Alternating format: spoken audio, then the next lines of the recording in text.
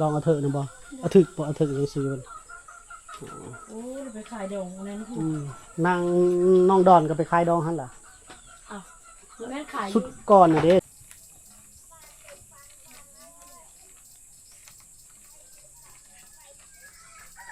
เอาข้าวใส่ติ๊บเลยพี่น้อง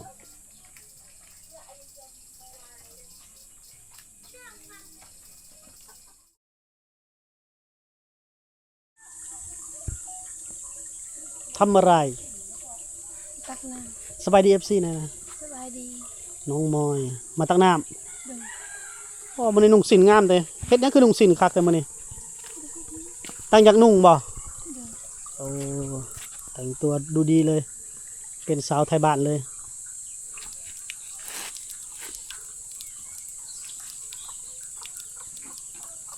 โอ้คือไหลคอยเถอะเนาะ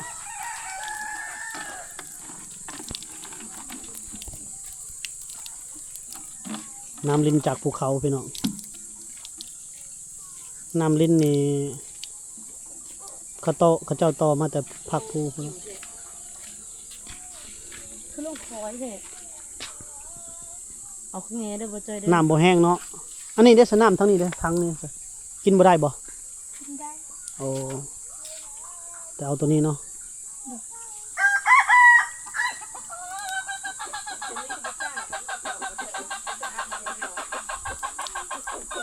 เปิดแห้งก็ได้บ่หรือว่ามันมาสำนั้นไปได้คนเปิดโอ้แบบว่าคนใส่อยู่พุ่นน้ำมันบ่อืมในบ้านนี่มันมีหลายบ่อนเลยพี่น้องเอาโอ้ยมาเอานี่ตะดดนึงกันเลยเป็นหักอาบน้ำเลยดี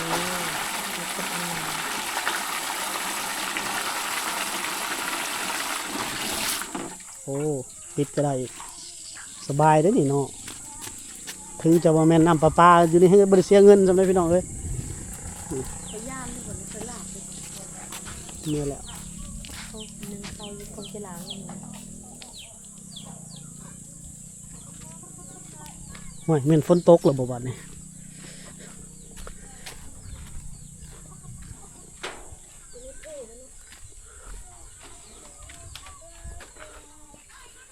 น้ำสติงนี่บ่ล่ะ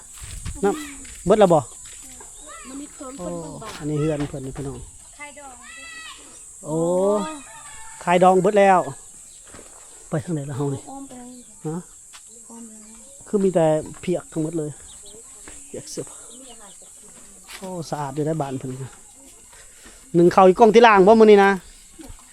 บ่หนึ่งเทิงเฮือนเนาะ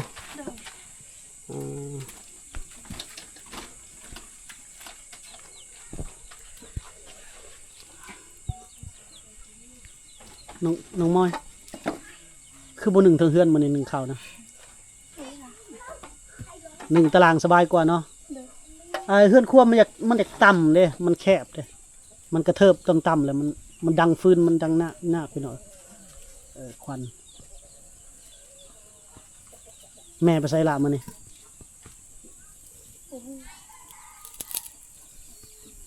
บุญอยู่เฮือนบ่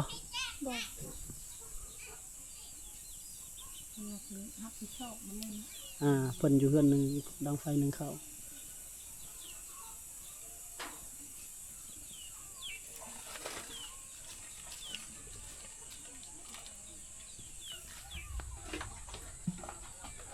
เฮือนครัวเฮือนอยู่ทุกมื้อโอ้หน่อไม้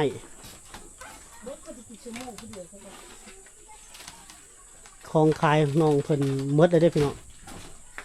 ขายดีอะไรสมูมาเอ้ยนั่นล่ะเอากินซูโม่เอื้อจะกินซูโม่กินคนละปองบ่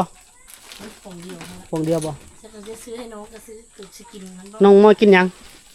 เอาได้เลยใกล้ๆลงเท่าไหร่6,000 6กับ12,000ขายดีเนาะขายดองอยู่ใช่เกาะดองบ้านเธอดองเอาเถอะนะบ่เอาถึกบ่เอาถึกจังซี่มันโอ้ไปขายดองนั่นคืนางน้องดอนก็ไปขายดองหั่นล่ะอ้าวแม่ขายสุดก่อนน่ะเด้สุดก่อนสุดหลังจากดองอยู่ในบ้านตะนางเลยก็มาดองมาอีกไผก่อนเลย เอากระดองอยู่บันตะนางก่อนพอดีบ่ ไป12พันส่งก่อน เอาล่ะ ขอบใจ อยู่เฮือนนั่งนี่แน่นั่งนี่แน่ อ๋อได้ต้นไม้งามเลย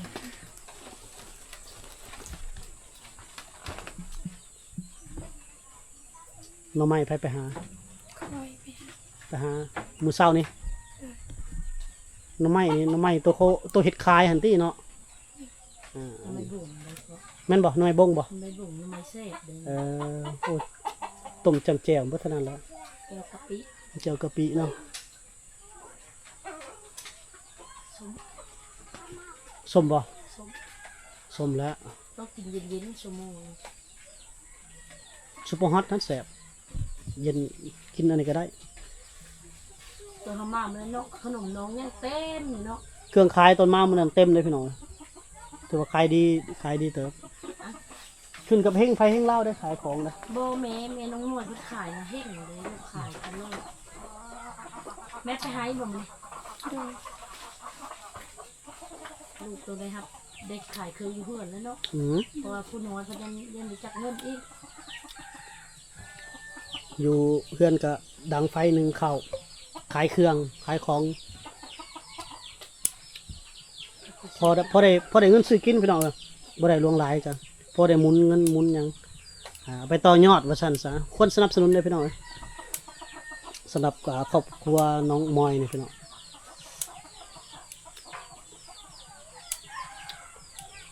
โอ้เอาเลยเนาะคนจะตกเพื่อนเราบัด ปั่นไฟขึ้นมาว่า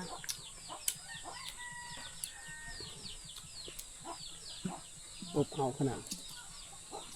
พอจอยก็มานั่นเด้อกายมาเด้อพี่น้องเด้อบ่ได้อันนั้นเด้อบ่จอยมาแต่บ้าน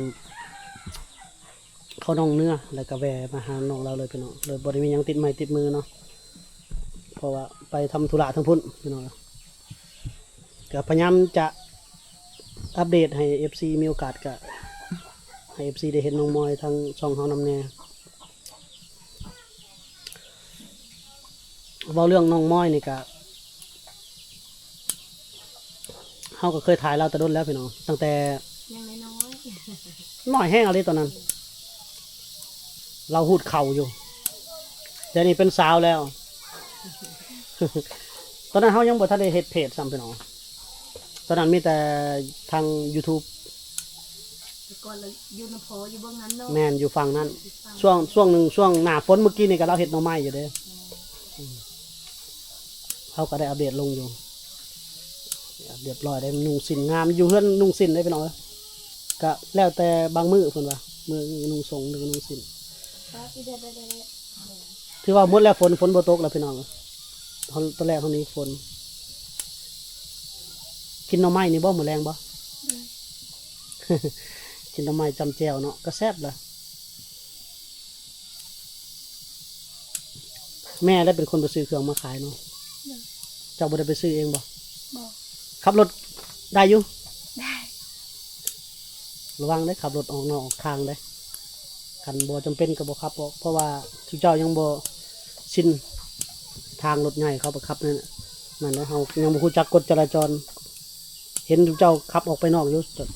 อนนั้นฟ้าจะอบเอาให้น้องเราบ่ได้ไฟฟ้าเด้มีแต่โซลาร์เซลล์นี่แหละพี่น้องอันนี้สุดนอนหน้านะพี่น้องเป็นตาอยากให้เขานั่นสุดนอนหน้า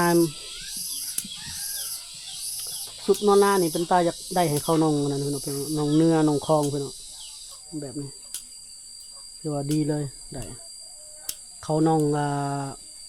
นองยนต์พี่น้องน้องนนท์อาจจะไปจอบเพิ่นวันเสาร์จังไปหาเพิ่น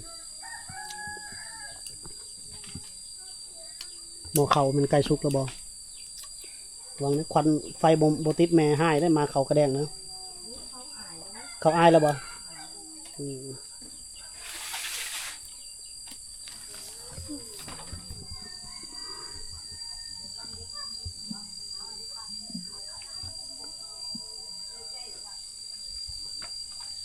ได้เฮือนอยู่หนาแน่นเลยพี่น้องเลย แต่ก็ใส่งบบ่หลายปานใดถ้าเฮ็ดเฮือนแบบนี้พี่น้องเพราะว่าเสาเป็นเฮ็ดเสาธรรมดาหมดเด้นี่เสานะ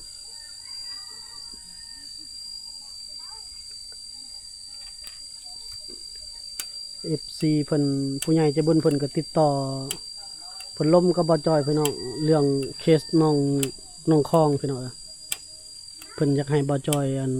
$1,000 พี่น้องสร้างบ้านบ่จอยยันบ่พอพี่น้องแต่ยังทันได้รับจากเพิ่นดอกพี่น้อง FC ว่าเลยเนาะพี่น้องเนาะ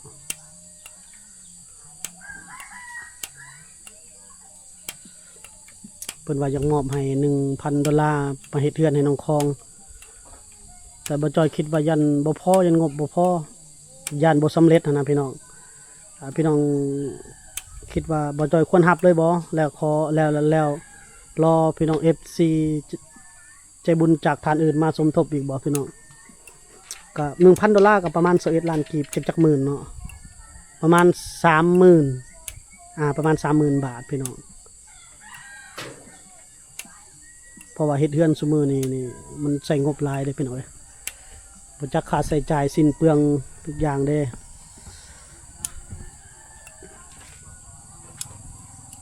น้องเฮือนน้องม้อยเพิ่นนี่ก็เขาไล่จ้างเขาแท้ก็หมดงบหลายเติบพี่น้อง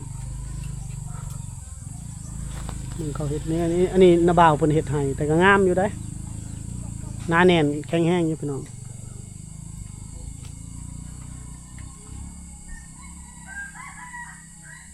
คันถ้าพี่น้อง FC ว่าเฮาควรรับเอาแต่เพิ่นแหละมาเฮ็ดแล้วเฮาระดมทุนตื่มอีกบ่จ้อยอ่านงบว่าอยู่ใน 50,000 ถ้าเฮ็ดเฮือนแบบสไตล์น้องมอยนี่พี่น้องถ้าสร้างบ้านสไตล์น้องมอยนี่อยู่ใน 50,000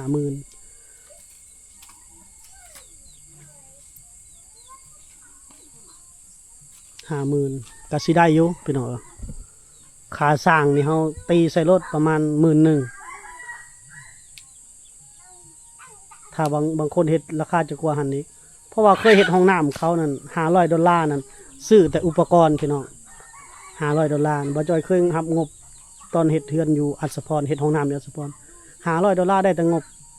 เฮ็ดซื้ออุปกรณ์บ่สามารถแต่นั้นได้แบบต่อรองเขาจนบ่จ้อยติดลบเลยจนบ่ได้นั่นเลยบ่ได้ขอผู้ใหญ่ต่อเพิ่นเลยแล้วก็ยาเลยก็เฮ็ดไปตามงบถือว่าเฮ็ดเอาบุญเลยพี่น้องเพราะฉะนั้นงบน้อยเขาก็ย่านนะจักแล้วเอามาระดมทุนตื่มอีกแต่คือสิได้ให้น้องเพิ่นอยู่ช่วงหน้าฝนน้องมอยได้เฮือนจบดีแหละนอนนี่เลยเนาะบ่ได้ไปนอนเฮือนหมู่เลยเนาะแน่ก็ดีแหละเด้ดีแล้วนอนเลยแม่แล้วนอนขายเครื่องนอนอยู่นำแม่พร้อมหนาแน่นแล้วเฮือนซำนี้แต่บ่ได้เงิน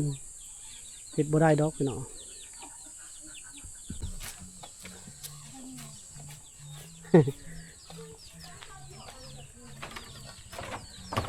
โอ้หอมเข่าเราเด้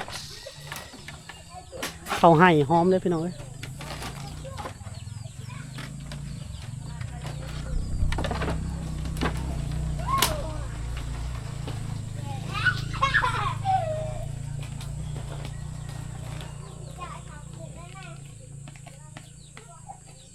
เข่าเรานี่เขามาเล่นพันเข่าให้เขามาเล่นพี่น้อง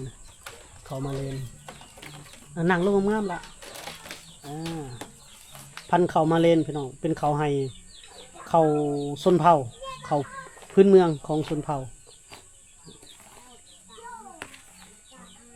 บ่แม่นเขากล้องเขายังคือพี่น้อง FC เมืองไทยว้าวได้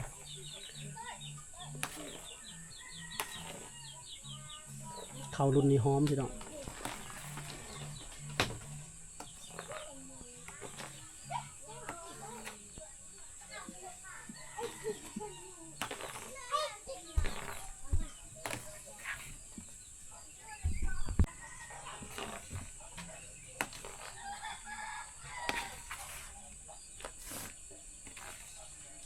เขาพันมาเลนพี่น้องเขาชนเผ่า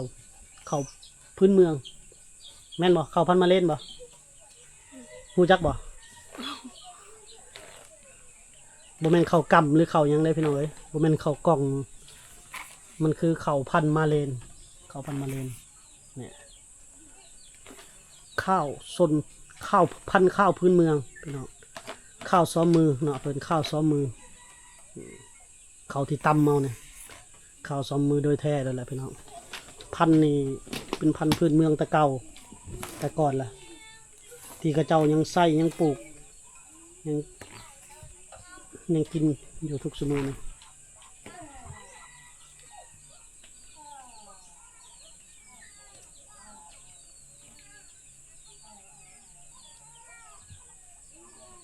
แสบได้เขาประเภทนี้พี่น้องสุพรรณมีแต่ปลูกเขาเนี่ยมันมีพันธุ์อยู่2,000เขามันเป็นเขาให้พี่น้องพันธุ์ข้าวพื้นเมือง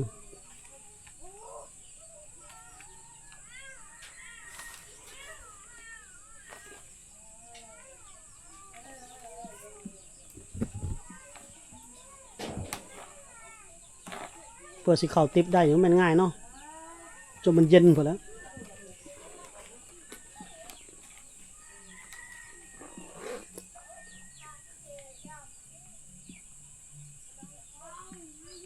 อยู่เฮือนคู่มือบ่เดี๋ยวนี้อยู่เฮือนคู่มือ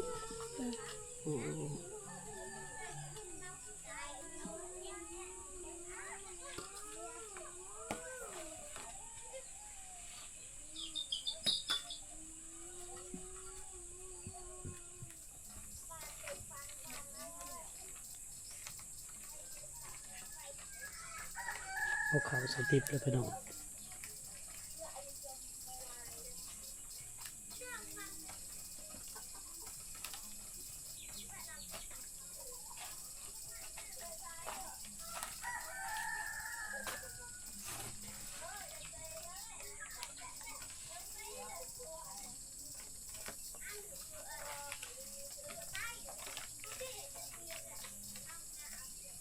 คือมันปั่นบ่อยากติดเนาะ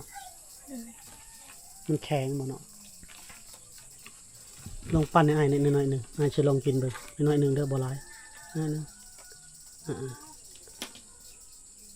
โอ้มันนุ่มเลยพี่น้องเอ้ยมันบ่ได้แข็งเลยให้หลายเลยเนาะ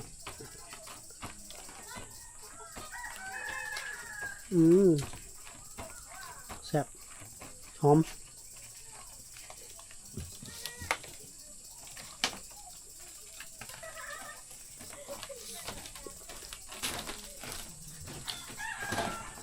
ปั่น